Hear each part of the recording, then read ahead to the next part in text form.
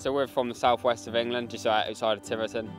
We farm about 400 acres here. We rent 200 and own the rest of it, and we've got about 170 cows at the moment. We also finish all our cattle as well throughout the time. Yeah, we grow about 80 acres of maize and about 80 acres of cereals as well.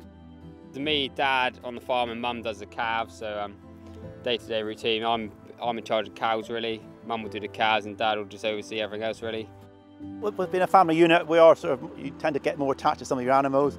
You tend to look after them in a different light if it's your own animals rather than if it's someone else's animals. Because we're on site 24 hours a day, 7 days a week. I think it's having younger generations coming on. They pick up different ideas and see, can move forward probably and see what is out there can be improved. We used to have a forager before, with the wagon we can sort of decide today we're going to cut tomorrow, we just go with it, and the staff on the farm is easy to manage the silage in. We make really good silage and we find it far, far cheaper than when we used to have the forager before. Fuel consumption is probably cut by more than a third, and it's just such a relaxed way of making grass silage. Yeah, so for the cow to produce good quality milk, we need to make the best forage we can, because if we have to buy and concentrate, that will obviously cost us more. So if we can save money and make good quality forage. To achieve the high quality forage, well, we don't tend to cut until 10 o'clock in the morning. This is when the sun is out at its peak and the sugars will be up in the grass at the highest.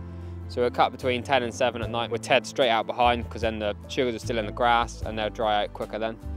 And then we'll rake up and pick it up within the 24 hours, because then that is the optimum wilt time.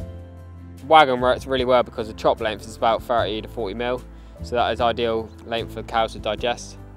And yeah, in the clamp it goes in, it's not too short, but it's not too long, so it gets compacted in tight, so we get a nice tight clamp. So when we feed it out in about 6 weeks' time or through the winter, it's still very good quality.